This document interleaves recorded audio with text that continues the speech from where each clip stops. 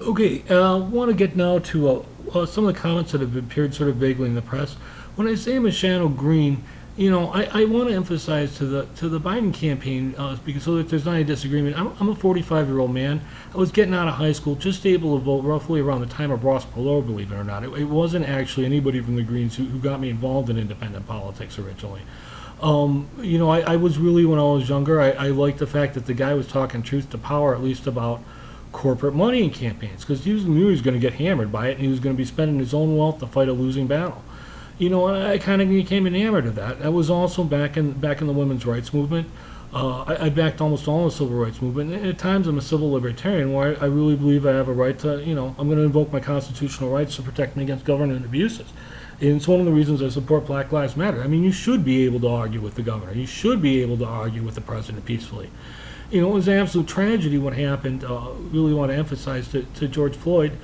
I had a girlfriend who actually made it a point to drive through as we were away on a date to downtown from her apartment to go and drive through near North Minneapolis, which it had been many years, over a decade ago, I would say. And she talked about how segregated Minneapolis was, which is a lot like a lot of the Midwest cities that settle along the Great Lakes. Milwaukee, where I grew up, was really segregated. And that stuff I'm going to get to in later videos, and especially as I'm talking about being Steve Bannon's bipolar opposite. That would be it. So as far as that goes, I'm agreeing basically with a small G right now. So if I'm coming into the Democrats, but before, I was agreeing with a capital G. I want to emphasize something. Up until Vice President Biden's candidacy, in my own personal battles here on the street with Donald Trump and his and her men and women, because I've been left homeless, was a mentally ill man. I've been trying to be forced into work for $10 an hour sweeping floors when I've got a master's degree in two majors, and I'm perfectly willing to do work for what I do. I write music.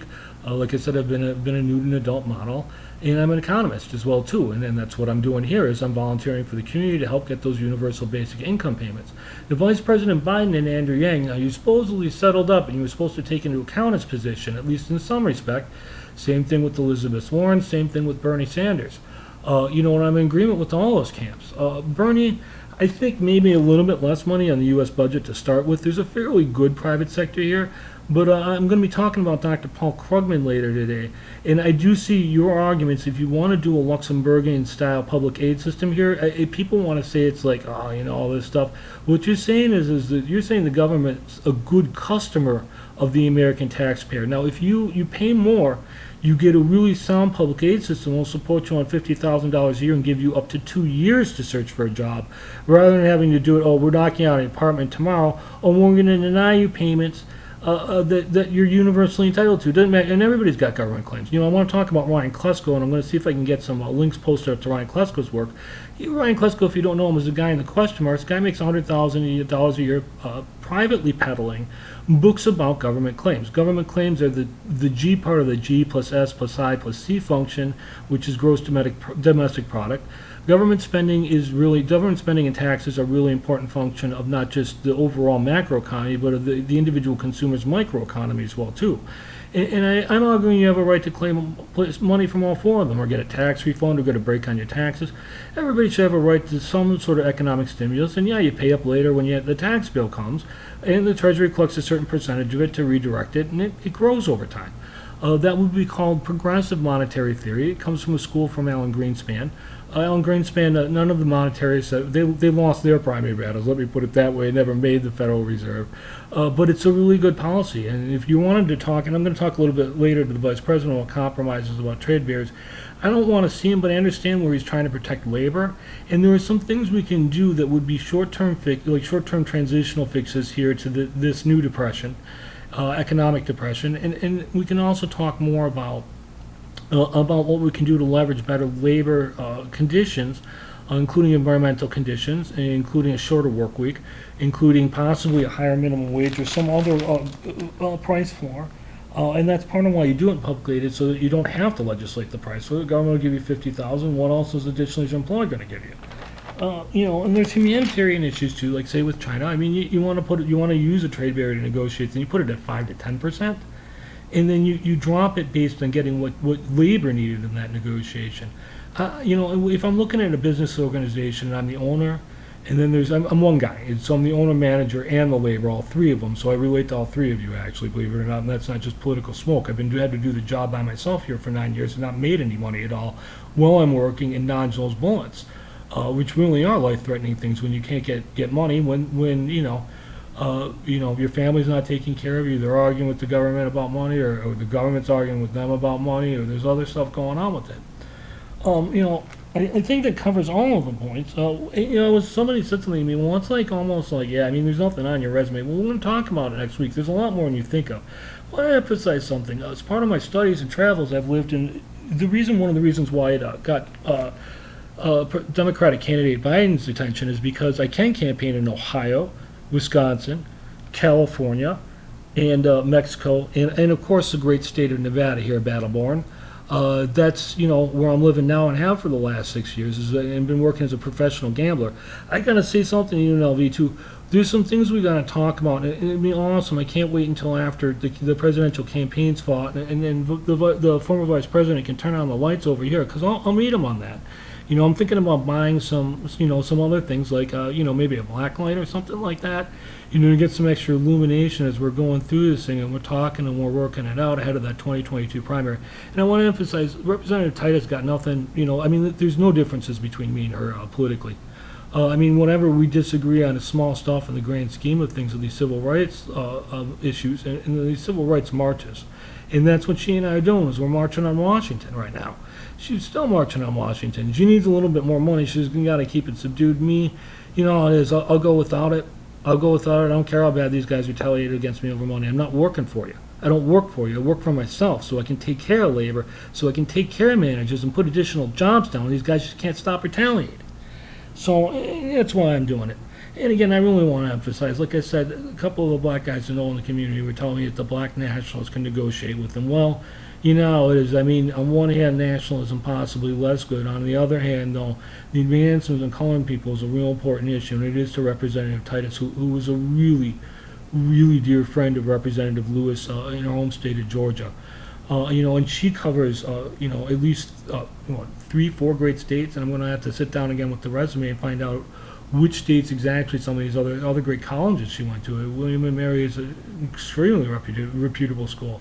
So I want to sit down and just have the information organized, and I don't have it right in front of me, so I don't want to get in a position where I'm making a gaffe about that. There'll be more videos coming up, provided I don't get knocked out of my housing by tomorrow or next week, So that's kind of the dicey situation starting this candidacy here for the House seat.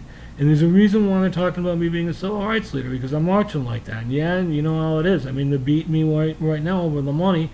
I'm coming through the process of becoming the nominee. If you can survive an extreme amount of stuff, the party will accept you at a pretty high level. These guys may have more polished resumes, but if there was always stably money in their lives from work, from business, from school, if they were disabled temporarily or disabled, I'm disabled long term. I've never really been able to work a day job since before 21. I can give things some time, and doing these videos and shaking hands at places that I'm at in the neighborhood, especially with COVID out there, that type of stuff is something I can do. It's called grassroots organizing, And when I talk about being Steve Bannon's bipolar and diametric opposite, not just politically, but also in terms of how I feel about just life and the approaches to religion. I'm an atheist. I'm bisexual. There's other things that I'm a minority about. But those two really jump out. The disability, being early retired, puts me actually more in the category of the American Association of Retired People than the other active groups here when I'm 45. And I'm able to do things too, basically being a nude and adult model. While I love doing the work, a lot of the stuff I do is I do the promotional works, and then people start hassling me over housing. Why? For doing legally First Amendment protected work. Recently I'd been modeling by myself up to about 2 years ago, webcam, and doing solo modeling, on still videos, which I preferred because I don't have to deal with abrasive fans. Most 99% of the people who watched me were so sweet and gentle and nice, but there are some people that got problems in life. And not having to do the live show and giving people a chance to watch the samples for free. And eventually I was going to put some up for sale, and then, I get hassled about it because it's not on my other family members' religious agenda apparently, even though they won't talk to me or acknowledge me really much publicly. You know, it's a different story entirely. So I wanted to talk today about Paul Krugman because I had an essay and I didn't bookmark the essay, right? So I'm going to have to go put up some other stuff. I'm going to refer to him because he's an economist who writes for the New York Times right now. And he, like Steve Bannon, like the great journalists at the Washington Post, also, you're looking at the Los Angeles Times, and some other great papers. I really want to send a shout out, and I didn't do that initially to the Las Vegas Review Journal. We don't always agree about politics, but they're just awesome people and flatfoots over there. Those guys, man, I'll trust you with my life if I needed to get you the story. I mean, I know maybe you can't do much, but if you publish it, it's enough. If you can survive publishing it these times, it's enough. And was one other issue I wanted to bring up too, and that hasn't really been talked about with the candidates, is also the rules allowing the federal government to civilly sue the media. I mean, sue me, where's the money? Where are you going to collect? Anywhere at all. Where are you going to collect? Go ahead, President Trump. Go ahead, Attorney General. I ain't taking it personally. I know this type of stuff is being done to set up sort of a kind of a military junta in the United States. And I can be politically critical of that. But, then again, over government business where Green and a Republican agree is basically like where the reality is in government business. I am going to throw President Trump a little bit of shade strictly over the issue over these audits. I know we've gone through a really rough IRS audit. No, I agree. You got to release the tax returns and come accountable to Congress about it. But at least part of that story really has to be about the abuse that goes on inside these audits. Steve Bannon grandstanding on those PACs, and it's awful. Here, I'm going to tell you something. I'm going to get to a Business Insider story about Paul Krugman here. And I'm going to show you something. I didn't really go through in the other times. I'm just going to read you 3 bulleted short. This is the top of the story. These are the important points for making this BusinessInsider.com story. Here you go. Trump calls for New York Times to fire economist Paul Krugman in the latest escalation of their longtime feud. President Donald Trump called the firing of longtime New York Times columnist Paul Krugman in a tweet on Sunday. This story came out January 26, 2020. This was at the beginning of the year, and there's a picture of, if you go to the link should be provided in the description below. You see a good picture of Donald Trump talking in suit and tie, and Paul Krugman looking dazed and confused in front of a bunch of, looks like global journalists. Why would all these world... Look at that. Now, Donald Trump has nobody from the world around him. And Dr. Paul Krugman, who's never held a political office, and while he's an economist, I know he's got money everywhere. And I know he's also getting financed by the government of Luxembourg, because Luxembourg is a country that believes in economic development and all the rest of the world. So they send, you can take public aid from the U.S. government, but you can also take public aid from foreign governments. And Dr. Krugman is, courting becoming a dual citizen between the U.S. and Luxembourg. And one of the things he's doing is he's taking additional money. Well, Donald Trump and his buddies are taking Russian money, and they're going to get off of impeachment over that. Well, what's wrong with Dr. Krugman being involved not in politics but economics through a newspaper and taking money from the government of Luxembourg? $50,000 a year is the minimum offer from them in public aid. And what they do is they come back and they say, well, what are you going to trade us? Dr. Paul Krugman says, I'm an economist. I'm going to help promote values like health and human safety here in the United States. It's a neutral country, and as a result of that, they're not, they're big on human beings and doing business, but not so big on military spending. So Dr. Krugman comes around to places like Black Lives Matter. I mean, the thing is, though, is where's the money, and the economists tend to overlook it. I don't overlook it. I go through all this stuff as a disabled man, and being a minority in these other 2 categories. I get retaliated over money by white guys all the time over being bisexual. I'm willing to be the guy who takes off my clothes and serves men, and a lot of my clients were, believe it or not, disabled women. No, I mean, you healthy guys are going to go out and you're going to be dating good-looking women, and they're going to be going out and shopping around with guys who have a lot more time and resources. They're going to have more stable lives to spend a lot of time in the gym. So going out and looking after better guys. I'm not sitting here and complaining. I'm going to get to that at the end when we go into the little humoristic retaliation against Steve Bannon. No, Steve, it's not humiliating, it's humble. So, as I'm going on these tangents here, the tweet was the latest escalation of ongoing war of words between the 45th president and the Nobel Prize winning economist, and it's August 24th now. It's still escalating. Krugman responded in a tweet Sunday and said it was kind of amazing how much rent-free space I seem to occupy in Trump's head. Hey, look at that. How much rent-free space am I occupying in all these guys' head? I don't even have any views on the first video yet at the time of publishing. It's been out 5 days. I just wanted to say to everybody, I mean, it's okay. Enough people saw the video and freaked out, but nobody actually bothered to take a look at the video. And look, Wildman, oh yeah, if you forget where the links are, Wildman, oh yeah, just search that and on YouTube and you'll find it. I'm going to go to the next story here. It's going to take a second to pull it up. I mean, great, all right, I have an over-the-shoulder cam and great video editing software and all that. To go with this. Now, man, this is grassroots, man. There's nothing but a webcam, a laptop, and just me hanging out in bed. Here we go. Paul Krugman. Paul Krugman, the Salt Lake Tribune. Yes, Salt Lake City. Trump's virus is spreading and its economy is stalling. Just over 2 weeks ago, the Wall Street Journal published an opinion piece by Vice President Mike Pence titled, "There Isn't a Coronavirus Second Wave." The article was supposed to reassure the nation. What it provided instead was a clear illustration of the delusions and magical thinking that have marked every step of the Trump administration's response to COVID-19, producing an epic policy disaster. Put it this way, by now, according to Trump officials and sycophants, we were supposed to be seeing a fading pandemic and a roaring recovery. Instead, we have a fading recovery and a roaring pandemic. About the pandemic, the Pence article cheerily declared that cases have stabilized, with the average daily number of new cases only 20,000. Oh, they want the herd. I'm stopping here. They want the herd scenario where 0.5% of the U.S. population dies. Everybody's exposed to it. Everybody has residual symptoms that they can't completely explain, like heart conditions that pop up, and then maybe they heal, maybe they not when after the cold's passed.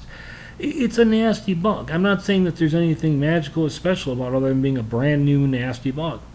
So he wants to push everybody back into business. Oh, and by the way, when I talked in my thesis about the issues with Hitler having been Catholic, I'm not saying the Catholic Church is bad or Catholics are bad, but there's shady stuff that goes in those big umbrella groups. Just like I have problems with the corporate money that goes on inside the Democrats. I don't know that I need it.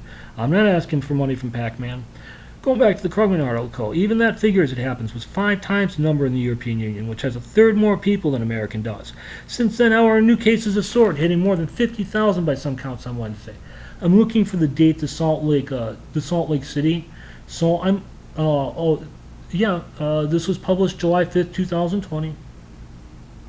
Indeed, at this point, Arizona with 7 million people is reporting around as many cases, new cases each day as the whole EU with 446 million people. Some Trump supporters are still trying to dismiss the upswing in cases as illusion created by more testing, but it isn't. Cases have grown far more than testing has. Hospitalizations have shot up in Arizona and Texas, which are at the leading edge of the new surge. In both states, hospitals are in crisis mode.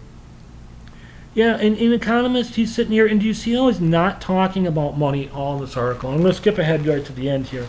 He's not talking about money at all. We back the doctors first, and the doctors do what the doctors tell you. Come back to us. And economists are kind of like business administrators for the U.S. government or for world governments. So what we do is we come in and we help you sort out that money through the public aid system. And I'll tell you, the Trump and the Republicans that are leading the charge from the 40% right now. They're not going to do anything. If you're there, they're threatening you to try to work and sweep a floor. We're going to get exposed to COVID-19. And if you're healthy, maybe you feel like you want to take that risk for the money. But you shouldn't be forced off unemployment because you're you don't want to get exposed to that virus. You do have a right to take longer with that job search and look for a better job. People who aren't taking that jobs, why isn't the federal government giving you a hazard pay offset? I want to know why you guys aren't getting a hazard pay offset at all for doing that hard work. If you're getting exposed to the virus, how about double the other guys in that industry? You know what I'm saying? I'm going on to the next story here. Oh, first, I would say an economist warned that while relaxing social distancing would lead to a brief period of job growth, these gains would be short-lived. Yeah, so it's the private business managers that wanted you to go get exposed because they're hurting over at the private businesses. Well, we got the businesses money. It's subsidies through the federal government. Well, why aren't we giving consumers? How are people going to go spend money even for basic needs like rent, things like that, if they're not making universal basic payments. I'm telling you, 24% of people are missing their universal basic payment, and they was supposed to originally come, what, in April or May? I'm showing you the Luxembourg has already issued, at the time when I looked at them 2 months ago, in June, they had already issued 10,000 EU for basically staying at home. Well, that's worth like what? I mean, at the time, I mean, I don't even know what the exchange rates are. It used to be worth at least about $1.4 per euro there. So you're saying they're giving people $14,000 to just to stay put. Oh, and they let you earn more. They don't strip it from you. They let you make more. And you know what? The government of Luxembourg, the people of Luxembourg have the money to pay the taxes in the end. Don't be fooled by the big job numbers in Thursday's employment report. A number that still left us down almost 15 million jobs from February. 15 million jobs! You talk about the disconnect between Wall Street and Main Street.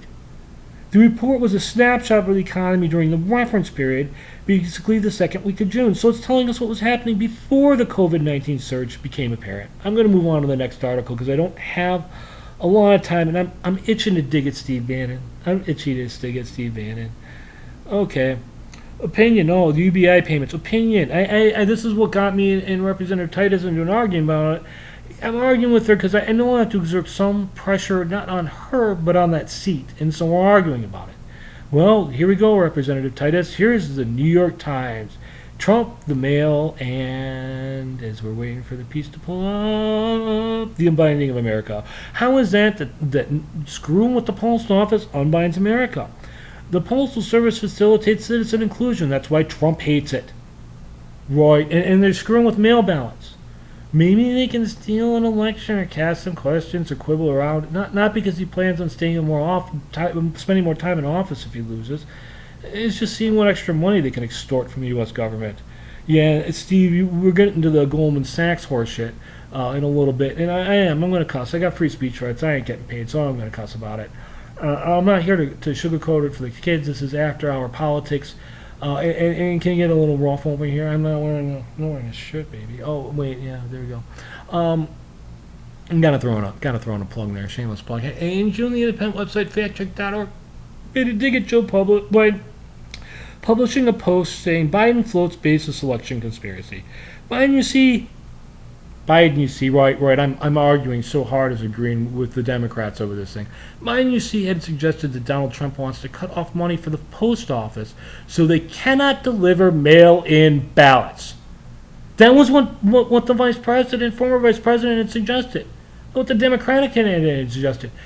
There's actually a commission that was been set up where George Bush and former presidents George Bush and Barack Obama, they're going to be watching our election. The International Commission named 2 former U.S. presidents to make certain that there was going to be integrity in the U.S. election. Why? Because they're going to start doing things like doing all sorts of small managerial crap moves. And when I say these are crap moves, it's because if I'm running a business, I want my managers to be good to the employees, to the customers. I'm going to do my best as human and fallible as I am to be good to the managers, the employees, and the customers.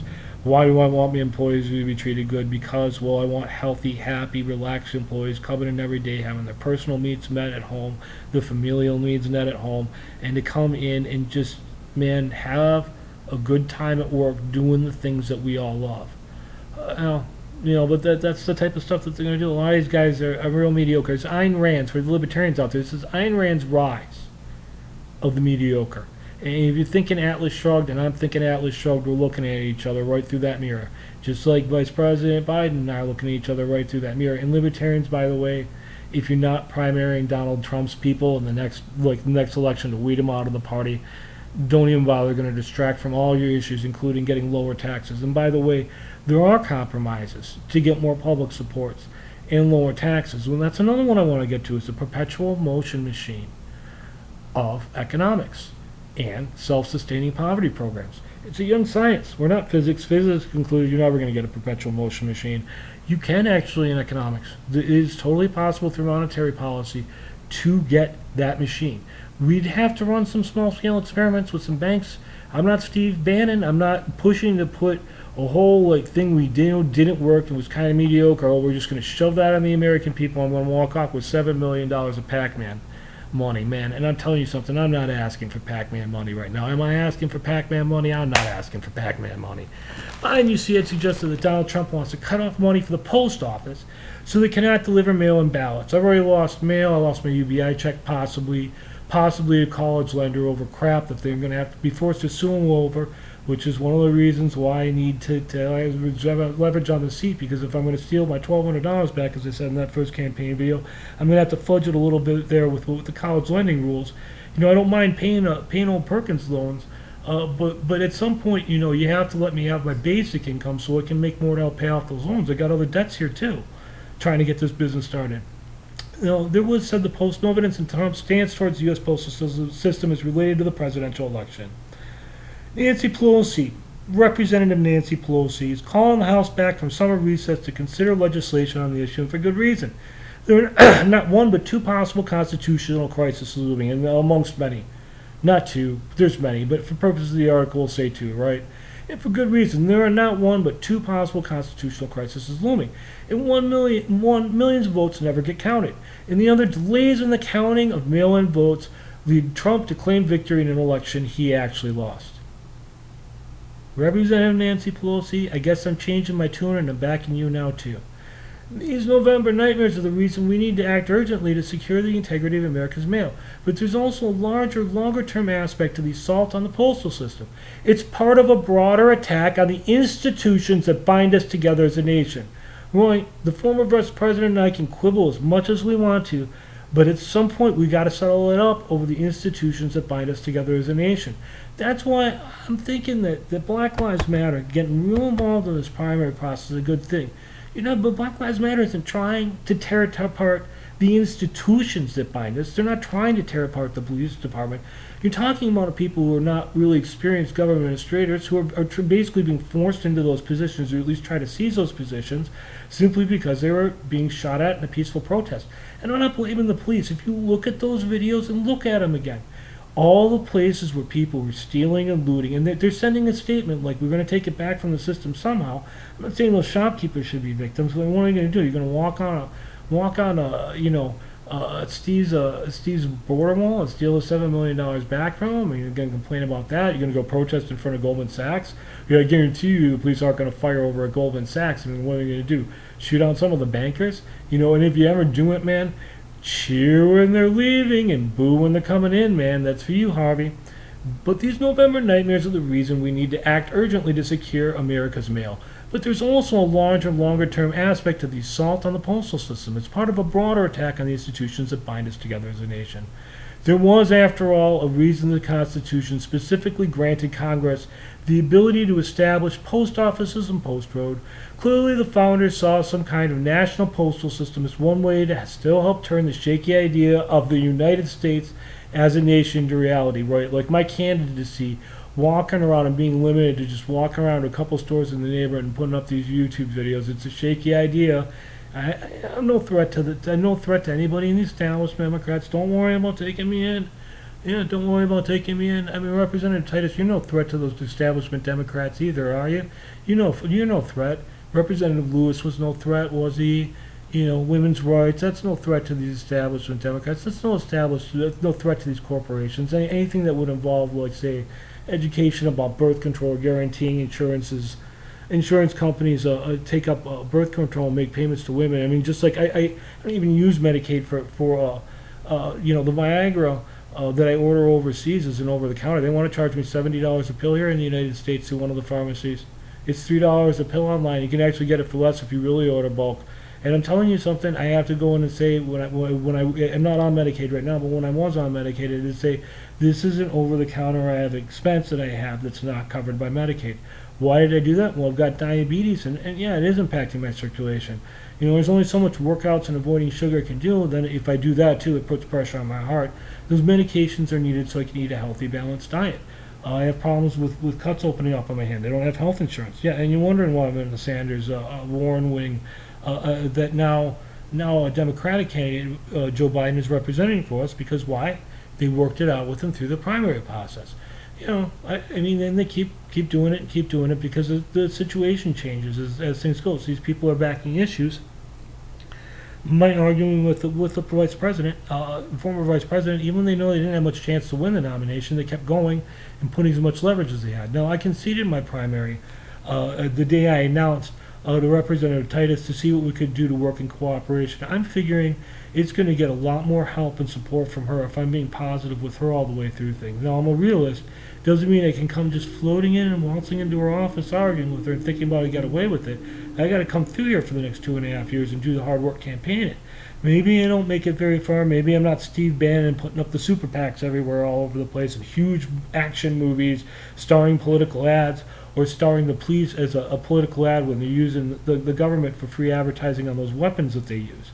Yeah, and the police do want to come out and talk and see if they can resolve it without violence. That's been my experience with the police on every single time I've had to call a police officer, and also when I've been stopped by the police too. They want to work it out without violence, and I want to work it out without violence for sure. Nothing that's going on is worth that. So, I'm going to go on to the next article. I'm hitting the headlines on these things because I want to. I got a lot of things to do still tonight. I mean, right, tonight, right? So, I'm going to get on. There's another one here that I think would really be good before I close it up here. I'm looking to see if I can find the link. To the Washington Post, I use a different browser than I do here on the web when I'm using my laptop on my cell phone. So what happens is a lot of times I bookmark the news articles on the phone. I don't have it for access here. If I have an over-the-shoulder camera, it's easier to get a screenshot and stuff like that. But yeah, I can't get in on my laptop, and that's okay. I'm not complaining about that. Like I said, they're hassling me over housing right now. I'm not certain what else I can do here. I got some family members that are doing that. You know, what do we got?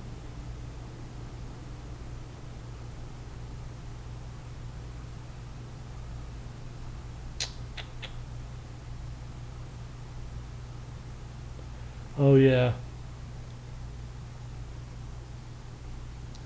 Cut is Paul. This is another title. Paul Krugman's Trump's payroll tax cut is a hydroxychloroquine of economic policy.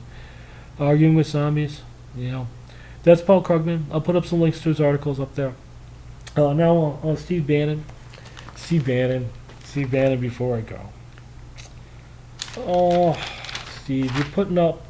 He's busted out. Washington Post. I wish I had a link to the article. I'm going to write these down and see if I can get a link to them. I'm kind of scatterbrained. My concentration isn't always so good. That's been part of the problem with it. Steve Bannon was caught taking $2,000 somewhere yearly, similar to how much I'm supposed to be living on right now in 2020, to get back to graduate school and be doing all the internship and bust-ass stuff hard. And then, you do it on less. I get that all the time, and it maybe comes back, maybe it doesn't. I don't know what people are doing with Social Security, the Justice Department, whatever. When they held the UBI payment, I even had to hold my Social Security paperwork during a regular routine audit. I've been getting hassled so bad that's been going on 4 years, and I'm not talking about Social Security hassling me. I'm frustrated we can't sit down and we can't talk and work that out. It really should be pretty simple actually with all this stuff. Anyways, he wanted to build the wall with Mexico. Now he's trying to say let's build a private wall with Mexico, and so then he's raising $7 million for PAC, takes $2,000 salary. I make mention to my dad the other day about possibly primarying the president with libertarians, to help bring all four parties back and have a real political discussion in the United States. Representative Sensenbrenner was a representative of my old district, and he's done some. He's helped each other. We've helped each other at times. He disagrees with me about. I'm an atheist, and he disagrees with me about religion, and that's okay. I just don't want to see us retaliating at each other over it. But it's okay to exchange consternating remarks about what do we do about things like domestic violence when our cultures, the culture of science and the culture of religion, can be so different. I don't even have a wife or kids. I've never been married. They're promoting families. This is the only way you can have sex. And I'm saying, well, why can't we talk about expectations and use birth control? Why isn't my girlfriends aren't allowed to move someplace else to go to college to advance themselves, like Representative Titus has done? So he does this. He gets caught for the $2,000 salary. He's not supposed to be taking from the PAC. Donald Trump's again claiming that he hasn't talked to him in 3.5 years when they were roughly seen together around the time, or there was some discussion about him going up to the 4th of July event, over on Mount Rushmore. He was seen talking to him around then, but I agree with likely truth is the sitting president probably hasn't really wanted to talk too much. I mean, yeah, I'm on my campaign, and then look at this. Oh, you're going to substitute your judgment and take all of our ideas and make money off the politics when I've asked you to leave the White House. Now, it's the thing, now I go to work with, just hypothetically, for the Democratic candidate or even the Republican candidate, Donald Trump, and Democratic candidate, Joe Biden, if at a later point. If I go to work for him as a job inside of that executive branch, I serve at their leisure. Now, if they say, dude, we're done, you did XYZ thing, it's causing us political consternation, you leave, give us a break, we'll be friends afterwards. When the president says that, you leave, you give him the break, and you be friends afterwards. You can talk about what you disagreed about, and write a book, whatever. They'll screen it for security reasons.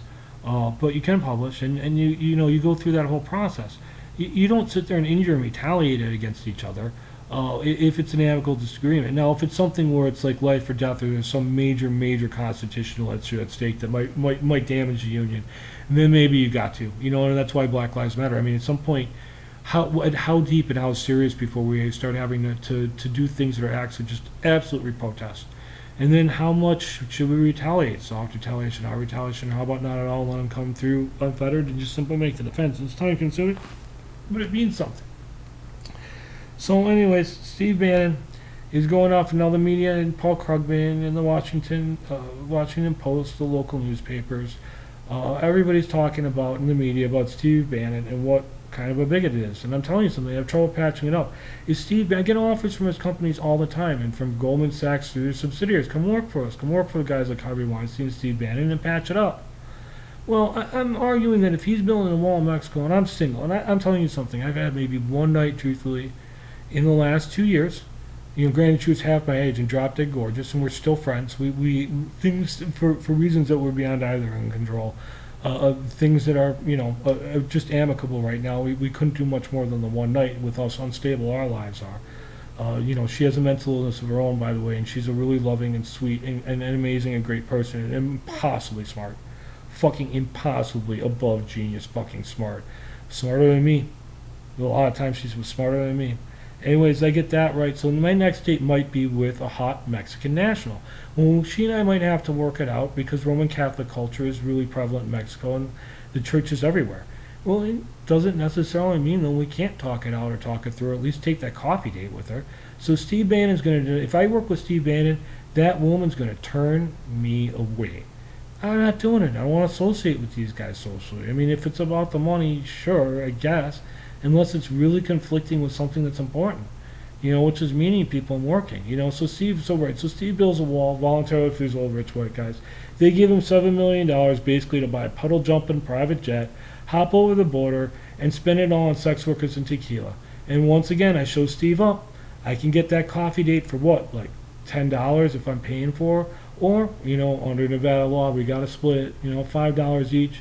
And I'll make it, but I'm not going to get that. I'm not going to, get that night a majority of the time, a sizable minority of the time, or even, a quorum of the time. But I'll get it a human percentage of the time. And I'm willing to keep taking those coffee dates and meeting new people and making friends and, working towards building that sexual relationship that would be awesome right now. Or meeting people who are going to go and help shoot modeling test shots, because my test shots are so old and major media is making it difficult to find old websites, profiles I've been on, things like that I have my own portfolio samples on, and we'll go back to it. And I worked in the resume section. We'll talk about some of the famous photographers I've worked with and how time wipes out data a little bit. But to Steve Bannon, I need to say before closing, Steve Bannon, my dear old bipolar and diametric opposite. Well, if you're into nationalism, why don't you try a Mexican nationalist? Why don't you try a Peruvian nationalist, an Argentinian nationalist? Why don't you try a Honduran nationalist, an El Salvadorian nationalist? Why don't you try a coffee date with a Russian nationalist? Why don't you try one with a Ukrainian nationalist? How about an Indian nationalist? How about a Pakistani nationalist? How about a Chinese nationalist but a Taiwanese nationalist along with a North and a South Korean nationalist? How about trying an Australian nationalist, a Canadian nationalist, a British nationalist? I mean, they're all semi-autonomous, but they all still swear fealty to the crown.